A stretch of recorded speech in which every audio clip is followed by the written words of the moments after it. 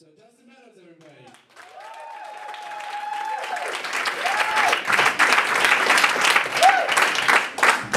Keep it going for Zach, everybody. Keep it going for our dumb friend there in Nemo. He's going to New York to live the dream. I found out that dreams come true, you guys. Dreams come true because every day I redefine what my definition of rock bottom is. 2 weeks ago, it was writing a check for Papa John's Pizza. I haven't written a check in over 2 years for utilities, rent, anything. First time my back's against the wall, I better cut a check for what is arguably at least the second shittiest pizza the city has to offer. If you can't tell by, well, all of this, I like pizza a lot. And I'll order pizza because I don't like going out and dealing with people. I talk to delivery drivers more than I talk to my mom at this point in my life.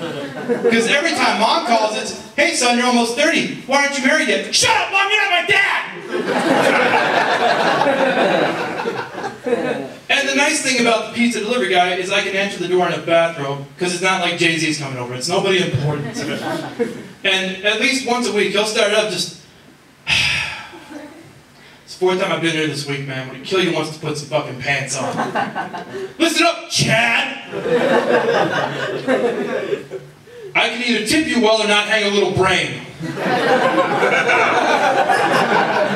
But you're not getting both. This is the world's shittiest choose-your-own adventure. You can either tip you well, or you can just tip. Because dick.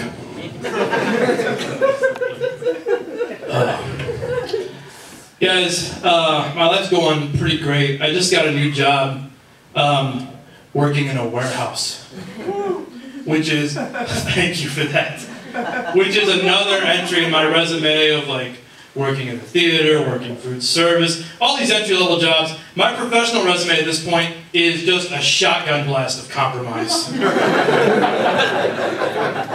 I went to college.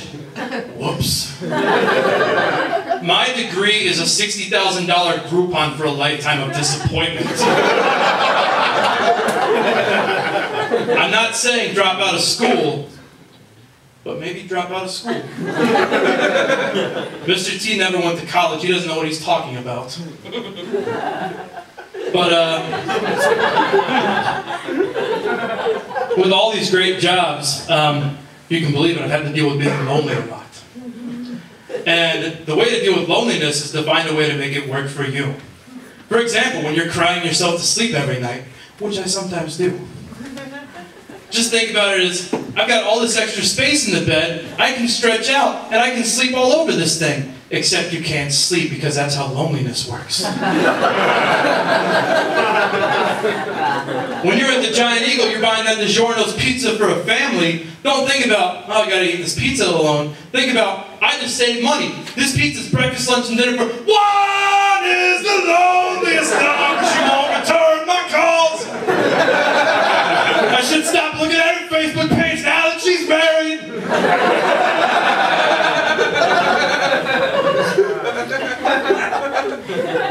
I do like being alive for the most part.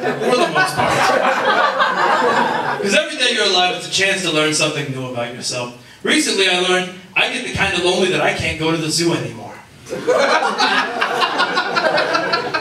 Now the way this works is I'll be out in public and I'll see a happy couple. My star's on the rise, gang. And instead of saying, oh, good for them, you know, in a world of disappointment, they made it, I'll just start projecting my hang-ups and yell something like, yeah, it's all gravy and rainbows till she gets the internship in New York and cheats on you, pal. All of a sudden, City Mouse don't want to fuck Country Mouse because I don't know who Andy Warhol is. And inevitably, Jack-handed stormtroopers or whatever they are roll up and it's like, sir, you're like a walking sad face. Can you stop bumming these people out? And I'll go along, it's like, fine, I'll see what else. What else do I find? Sea otters. Cutest things in the world.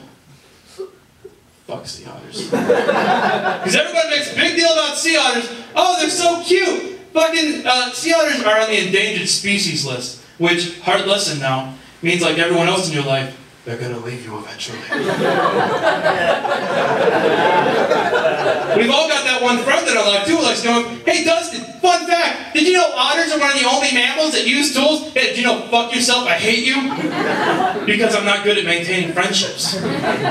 Like, an otter smashes open an oyster with a rock, and it's adorable. If I stab the cork out of a wine bottle with a knife, I'm just an alcoholic. I actually can't say man otters are the cutest things in the world. They hold hands.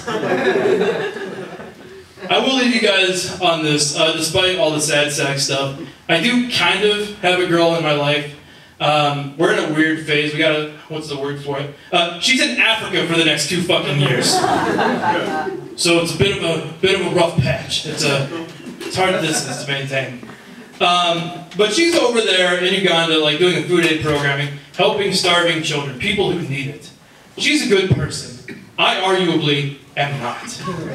Like, I think that I know hard times on the level of starving children because on more than one occasion, I've gone into a steak and shake at midnight and I've had to somberly admit to a waitress, no, I will be dining alone tonight.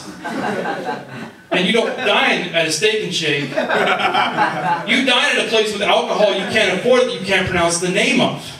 You sit down, oh garçon, I'll have a Pinot Grigio.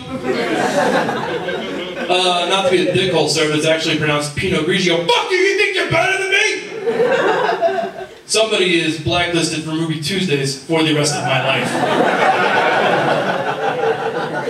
And as you're sitting there crying through mouthfuls of shitty dog food meat, eventually, the midnight manager rolls over. Sir, how is everything?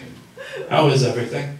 How is everything? I'm eating alone at steak and shake at midnight. How do you think everything is? I didn't get a cheerleader pregnant. I didn't do drugs. I went to college. I did everything I was supposed to do. What happened? What happened?